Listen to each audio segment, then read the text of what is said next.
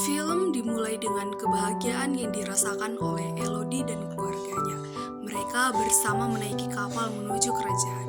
Diketahui bahwa sebelumnya mereka menerima lamaran dari Ratu Isabel dari Aurea untuk menikahi putra mahkota, yaitu Pangeran Henry. Atas desakan ayahnya, Elodie menyetujui pernikahan untuk membantu orang-orang miskin mereka, dan dia dan keluarga berlayar ke Aurea. Setelah bertemu, Elodie dan Henry awalnya tampak tidak tertarik satu sama lain, tetapi mulai terikat ketika mereka berbagi keinginan untuk berpergian. Mereka melalui berbagai momen untuk pendekatan, termasuk berkuda, berbincang, keluar istana untuk menikmati pemandangan. Tak dapat dipungkiri bahwa keduanya sama-sama tertarik. Elodie dan keluarganya mendapat sambutan yang sangat hangat oleh istana. Saat itu, Elodie berangkat dengan ayah, ibu sambung, dan adiknya yang bernama Floria. Waktu berjalan semakin mendekati hari pernikahan. Namun, tepat sebelum prosesi, Ibu Elodie memberikan sinyal kurang baik berupa peringatan tentang perasaan kecurigaannya terhadap keluarga istana. Ia mengatakan bahwa mereka tidak baik.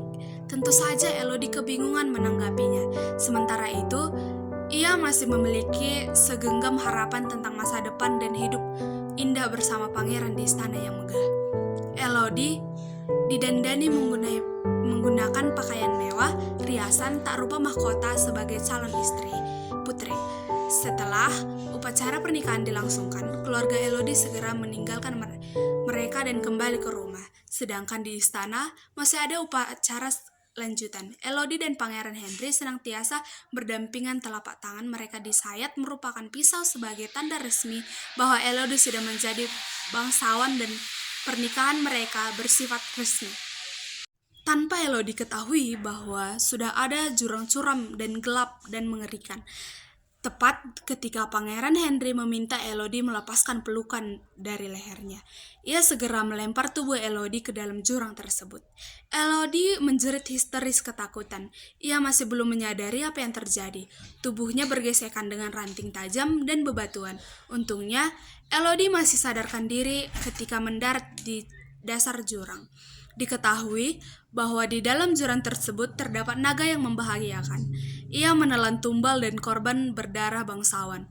Usut punya usut, ternyata ini bermula ketika anggota kerajaan membunuh 3 anak naga tersebut. Sebagai gantinya, pihak kerajaan harus memberikan tumbal berupa bangsawan, keturunan mereka, yang harus dilempar ke dalam jurang dan dihabisi oleh sang naga.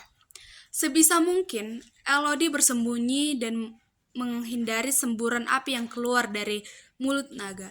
Ia juga berhasil mencapai titik di mana para korban menuliskan namanya, termasuk denang untuk menunjukkan titik-titik aman. Di luar sana, ayah Elodie mencari putrinya yang secara naas ditumbalkan oleh ritual kerajaan bersama 3 orang anak buahnya.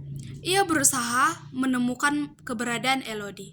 Akhirnya, Elodie menemukan jalan keluar berupa lubang kecil dari tebing yang dipanjatnya menggunakan seutas tali dan mahkota sebagai tumpuan.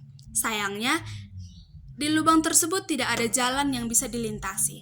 Apabila nekat melompat, ia bisa kehilangan nyawanya.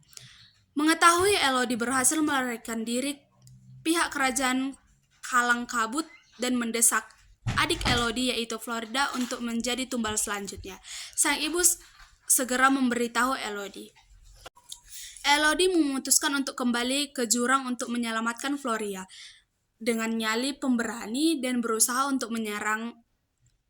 Elodie bernegosiasi dengan sang naga dan menceritakan apa yang sebenarnya terjadi. Ia mengetahui bahwa tumbal yang diberikan kerajaan bukanlah bangsawan asli, melainkan menantu yang sengaja dikawinkan untuk dijadikan tumbal. Mengetahui hal itu, naga itu bekerja sama dan keluar dari sarangnya. Ia menyerang kerajaan termasuk Ratu Isabel dan Pangeran Henry.